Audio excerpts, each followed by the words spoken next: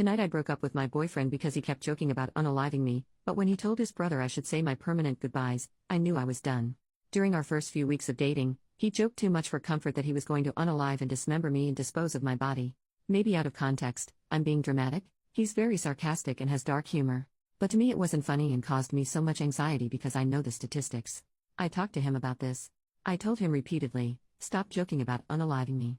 He kept on with the jokes, until I finally told him that those jokes literally scare me. He apologized and seemed to feel bad that his jokes made me scared of him. Tonight we were over 3 hours late to meet with his brother to play games, watch movies and eat dinner. When I was talking to him about us being late, I noticed he sighed deeply, clenched his fist and looked down at it, as if he were making the conscious choice to not punch me. Weird. Then, as I was saying goodbye to his brother, he comes into the room and says she should say her permanent goodbyes. I asked him what the heck? He said it was a joke. I asked, how's it funny? What's the punchline? Please explain to me how that was supposed to be funny? He couldn't answer. I didn't want to get in the car with him. I walked off and thankfully my roommate picked me up and drove me home. He called later and I told him I'm done. He's a good man other than for the jokes about unaliving me.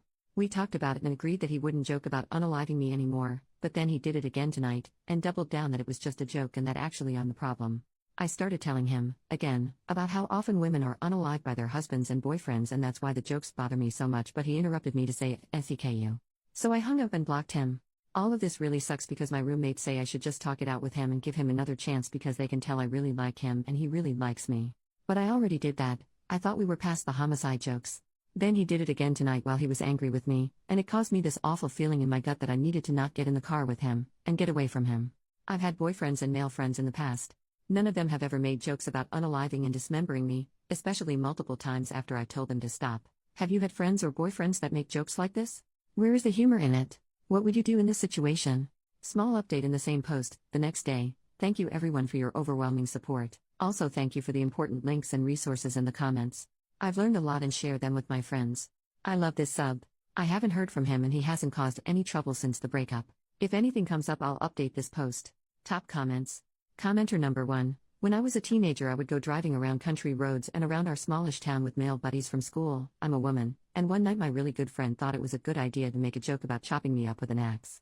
I got really terrified because it was just an overwhelming and scary thing to hear and I started to cry.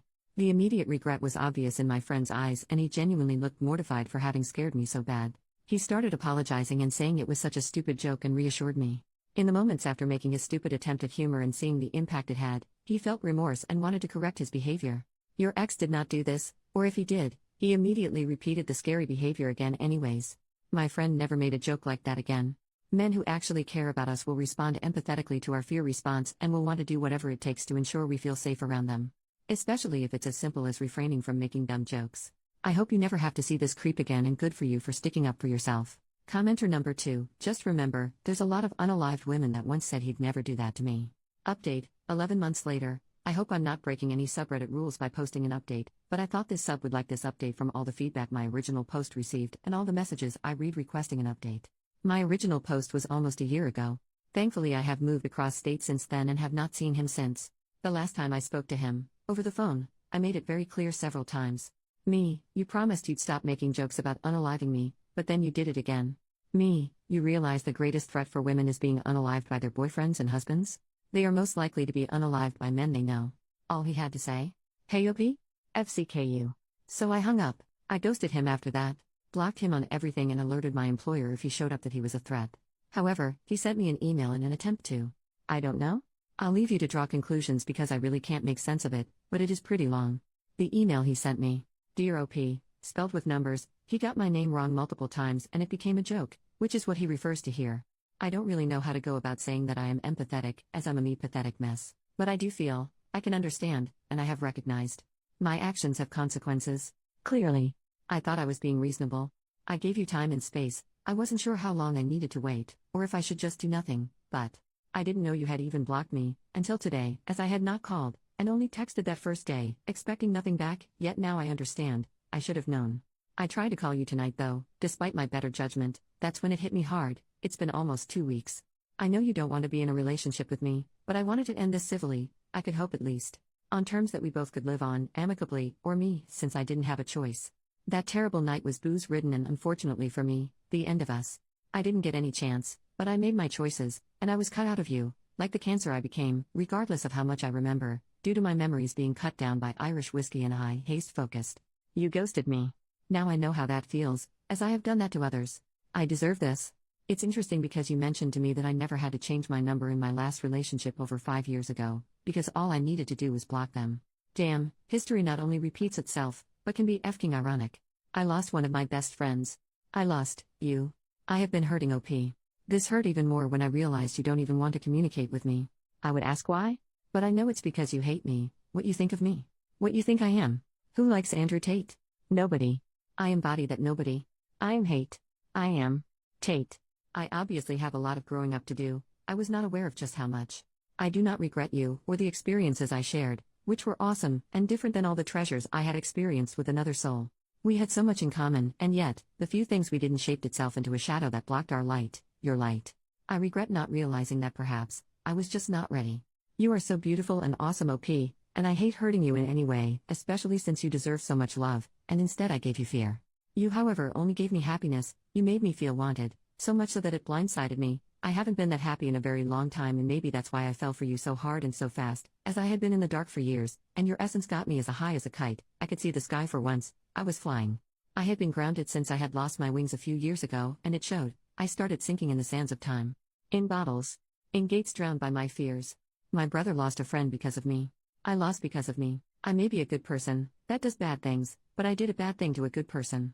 It scares me to think that, when we do, and it will inevitably happen, as it's a small town, run into each other, you will fear me. And I will fear you. I don't want that. But, I made my grave. And I suppose I need to sleep in it. I will not call you again, as I did tonight, as much as I want to. You can always call me, but, I am aware that is about as real as my dreams coming true. I have respected your space. I haven't tried to suffocate it, or breathe your air. I just wanted to bury myself with a little dignity today, considering that I must be public enemy number one. I'm embarrassed to admit that running into your roommates or even co-workers makes me feel uncomfortable. That I did. To myself. And you. I'm sorry OP. I don't know what else to say. I know you will find someone, sooner or later, who will treat you with respect and make you feel loved. I am not him. I failed. But you will have that. As much as I don't want to think of it. And you deserve it, as much as I didn't commit to that. I know you think I don't love you. You can ghost me, you cannot respond. I don't think you will anyways. Maybe you won't even read this, which is okay. I needed to say my piece, to rest at sea. But you can't take away how I felt. Or how I feel at all. Maybe that was the problem, I was too much. You thought I was just a blimp in time anyhow, and now, that blimp can finally sink. In time. Edit, thank you for all the support. I love this sub. No way he will ever hear from or see me again. Now I live in a new town, new home, and with a great man that respects and appreciates me. Some of OP's comments.